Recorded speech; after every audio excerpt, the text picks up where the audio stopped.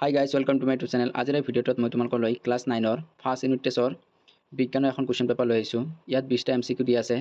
মই ইয়াৰ সকলোবোৰ question answer মই তোমালোকক সলভ কৰি দিম। গতিকে যিসকল ছাত্ৰ ছাত্ৰী এতিয়ালৈকে মোৰ চেনেলটো ছাবস্ক্ৰাইব কৰা নাই তেনেহ'লে প্লিজ মোৰ চেনেলটো ছাবস্ক্ৰাইব কৰি দিবা, ভিডিঅ'টো শ্বেয়াৰ কৰিবলৈ নাপাহৰিব।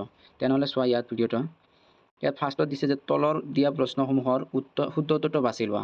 ইয়াৰ 1 নম্বৰ প্ৰশ্ন দিছিল তলৰ কোনটোৱে টিণ্ডেল প্ৰভাৱ দেখুৱায়। ইয়াৰ এনচাৰটো হ'ব ডি ষ্টাৰ্চত দ্ৰৱ, বা তোমালোকে বিটো লিখিব পাৰা গাখীৰ। তাৰপিছত চোৱা ইয়াত 2 নম্বৰ দি আছে পানী উতলাংক SI এককত হৈছে। ইয়াৰ এনচাৰটো হ'ব বি 373 কেলভিন। তাৰপিছত 3 নম্বৰত দি আছে চোৱা তলৰ কোনটো অৱস্থাত পদাৰ্থ আন্তঃনৱিক আকৰ্ষণ বল বেছি। ইয়াৰ এনচাৰটো হ'ব চি কটা। তাৰপিছত 4 নম্বৰত দি আছে কুঁৱলীৰ তলৰ কোন প্ৰকাৰৰ কলদীয় দ্ৰৱ। ইয়াৰ এনচাৰটো হ'ব এ এৰচল। তাৰপিছত 5 নম্বৰত দি আছে গাখীৰৰ পৰা মাখন পৃথক কৰিবলৈ ব্যৱহাৰ কৰা পদ্ধতিটো হ'ল, ইয়াৰ এনচাৰটো হ'ব চি অপকেন্দ্ৰিক। তাৰপিছত 6 নম্বৰত দি আছে চোৱা যদি বস্তু এটাই সুষম দ্ৰুতিৰে বৃত্তাকাৰ পথেদি গতি কৰে তেন্তে তাৰ গতিক কোৱা হয়। ইয়াৰ এনচাৰটো হ'ব ডি সুষম বৃত্তীয় গতি। তাৰপিছত চোৱা ইয়াত দি আছে কেলভিন আৰু চেলচিয়াছ স্কেলৰ মাজৰ সম্পৰ্কটো হ'ল, ইয়াৰ এনচাৰটো হ'ব B K-273 equal degree Celsius. তাৰপিছত প্ৰশ্নটো চোৱা ইয়াত 8 নম্বৰ দিছে পদাৰ্থ কঠিনৰ পৰা জলীয় অৱস্থালৈ পৰিৱৰ্তন হোৱা প্ৰক্ৰিয়াটোক কি বুলি কোৱা হয়। ইয়াৰ এনচাৰটো হ'ব বি বিগলন। তাৰপিছত 9 নম্বৰ দি আছে তলত কোনটো অণু কক্ষীয় শক্তিৰ মুদ্ৰা বুলি কোৱা হয়। ইয়াৰ এনচাৰটো হ'ব চি ATP। তাৰপিছত দি আছে চোৱা 10 নম্বৰত ত্বৰণৰ SI একক হ'ল, ইয়াৰ এনচাৰটো হ'ব D metre per second square. তাৰপিছত চোৱা ইয়াত দি আছে পিতলৰ সংযুতি হ'ল, ইয়াৰ এনচাৰটো হ'ব 30% জিংক আৰু 70% কপাৰ অৰ্থাৎ এ। তাৰপিছত প্ৰশ্নটো দি আছে তলত কোনটো বেগৰ সমীকৰণ নহয়। ইয়াৰ এনচাৰটো হ'ব চি S = U + VT। আৰু বাকী যিখিনি অপশ্যন দি আছে গোটেইবিলাক গতি সমীকৰণ হয়। আমি জানো যে বেগৰ সমীকৰণ 3টা আছিল। তাৰপিছত চোৱা ইয়াত 13 নম্বৰ দি আছে সুষমভাৱে গতিশীল বস্তু এটা গতিপথ। ইয়াৰ এনচাৰটো হ'ব এ সৰল ৰৈখিক। তাৰপিছত চোৱা এটা অতি ইম্পৰ্টেণ্ট প্ৰশ্ন, এনেকুৱা প্ৰশ্নবোৰ আহি থকা দেখা যায়। ইয়াত দিছে তলৰ অংশ দুটা মিলোৱা। ইয়াৰ নাম্বাৰ 1 দিছে মৌল, এইটো তোমালোকে হ'ব ডি নম্বৰ সোণৰ লগত মিলিব। তাৰপিছত 2 নম্বৰ যৌগ, এইটো হ'ব চেনি, মিশ্ৰ হ'ব নিমখ পানী দ্ৰৱ, তৰল ধাতু হ'ব পাৰা। তেনেহ'লে ইয়াৰ অপশ্যনটো হ'ব আমাৰ বি। তাৰপিছত চোৱা 15 নম্বৰ দি আছে তলৰ কোনটো লেখ চিত্ৰই এটা গতিশীল বস্তুৰ সুষম গতি শুদ্ধকৈ বৰ্ণনা কৰিছে। ইয়াৰ এনচাৰটো হ'ব এ। তাৰপিছত ইয়াত দি আছে টিংচাৰ আয়ডিন দ্ৰৱত থকা দ্ৰাৱকবিধৰ নাম কি। ইয়াৰ এনচাৰটো হ'ব চি এলকহল।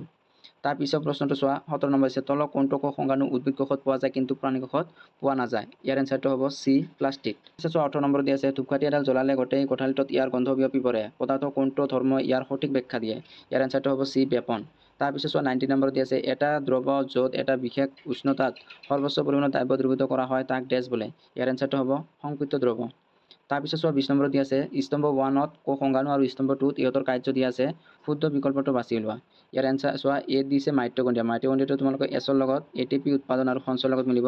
হৰিত কণাটো তোমালোকৰ আৰৰ লগত সালোক সংশ্লেষণ। 3 নম্বৰ যিটো লাইচোজম আছে এইটো হৈছে পিৰ লগত আত্মঘাতী মনা। আৰু 4 নম্বৰত দিছে মসৃণ অন্তঃপ্ৰক্ষীয় জালিকা, এইটো হ'ব কিউৰ লগত মিলিব। গতিকে এনচাৰটো হ'ব এ। তাৰপিছত চোৱা ইয়াত ছেকশ্যন বিত কিছুমান প্ৰশ্ন দি আছিল। ইয়াত প্ৰটোপ্লাজমৰ সংকোচন বুলিলে কি বুজা। তাৰপিছত বাষ্পীভৱনৰ লিনতাপ কাক বোলে, ঊৰ্ধ্বপতন প্ৰক্ৰিয়া কাক বোলে, গোটা কাৰ্বন ডাই অক্সাইডক শুকান বৰফ বোলা হয় কিয়। তাৰপিছত দি আছে চোৱা পদাৰ্থ কণিকাবোৰৰ বৈশিষ্ট্যবিলাক লিখা। স্ফটিকৰণ কৌশলটো বাষ্পীভৱনতকৈ কিয় উন্নত। তাৰপিছত লাইচোজমক কিয় কোষৰ আত্মঘাতী মনা বুলি আখ্যা দিয়া হয়। তাৰপিছত চোৱা ইয়াত এটা 28 নম্বৰত প্ৰশ্ন দি আছিল 320 গ্ৰাম পানীত 40 গ্ৰাম নিমখ দ্ৰৱিত কৰি এটা দ্ৰৱণ প্ৰস্তুত কৰা হ'ল। দ্ৰৱণটোৰ গাঢ়তাৰ ভৰ শতাংশত প্ৰকাশ কৰা। এইটো তোমালোকে সলভ কৰিবা। প্ৰথমতে কি কৰিবা ইয়াত দ্ৰৱৰ সংখ্যা ওলাবা 320 আৰু 40টো প্লাছ কৰিবা। তাৰপিছত কি কৰিবা তোমালোকে 40ক 360 ডিভাইড কৰিবা আৰু 100 মাল্টিপ্লাই কৰিলে ইয়াৰ এনচাৰটো ওলাব। তাৰপিছত ইয়াত দি আছে মৌল আৰু যৌগৰ মাজত পাৰ্থক্য লিখা। তাৰপিছত প্ৰকক কেন্দ্ৰীয় কোষ আৰু সংকক কেন্দ্ৰীয় কোষৰ মাজত পাৰ্থক্য। তাৰপিছত 31 দিছে কোষাবৰণ কিয় অৰ্ধভুত আৱৰণ বুলি কোৱা হয়। তাৰপিছত 32 দিছে অপকেন্দ্ৰিক পদ্ধতিৰ মূল সূত্ৰটো কি, ইয়াৰ এটা ব্যৱহাৰ লিখা। তাৰপিছত 33 দিছে বস্তু এটাই 60 মিটাৰ দ্ৰুত 4 ছেকেণ্ডত আৰু তাৰপিছত 60 মিটাৰ দ্ৰুত 2 ছেকেণ্ডত অতিক্ৰম কৰে, বস্তুটোৰ গড় দ্ৰুতি কিমান হ'ব। তোমালোকে ইয়াৰ প্ৰথমতে কি কৰিবা ইয়াৰ মুঠ দ্ৰুতটো ওলাই ল'বা। 60 + 60 কি হ'ব ইকুৱেল 32 হ'ব। তাৰপিছত ইয়াৰ টাইম কিমান লাগিছিল 4 ছেকেণ্ড + 2 ছেকেণ্ড, তেনেহ'লে কি হ'ব 6 ছেকেণ্ড। আমি জানো যে গড় দ্ৰুতি সূত্ৰটো হৈছে অতিক্ৰম কৰা মুঠ দূৰত্ব বাই অতিবাহিত মুঠ সময়। গতিকে তোমালোকে 32ক 6ৰে ডিভাইড কৰিলে ইয়াৰ এনচাৰটো পাই যাবা। তাৰপিছত ইয়াত 34ত দি আছে 273 কেলভিন উষ্ণতাত থকা বৰফে একে উষ্ণতাত থকা পানীতকৈ বেছি ঠাণ্ডা কৰে কিয়। তাৰপিছত ইয়াত 35 দি আছে কোষ একোটাত যদি গলগি সংঘ নাথাকে তেন্তে কোষটোৰ জীৱনত কি প্ৰভাৱ পৰিব। এইখিনি আছিল কুৱেশ্যন ক্লাছ 9 ফাৰ্ষ্ট ইউনিট টেষ্টৰ। গতিকে যিসকল ছাত্ৰ ছাত্ৰী তোমালোকৰ যদি স্কুলত এতিয়ালৈকে এক্সাম হোৱা নাই তেনেহ'লে তোমালোকে এই পেপাৰটো চাই যাব পাৰা। ইয়াৰ পৰা কিছু এটা কুৱেশ্যন তোমালোকক কমন পৰিব। গতিকে যদি ভিডিঅ'টো ভাল লাগিলে তেনেহ'লে প্লিজ মোৰ চেনেলটো ছাবস্ক্ৰাইব কৰি দিবা, ভিডিঅ'টো শ্বেয়াৰ কৰিবলৈ নাপাহৰিবা। Thank U.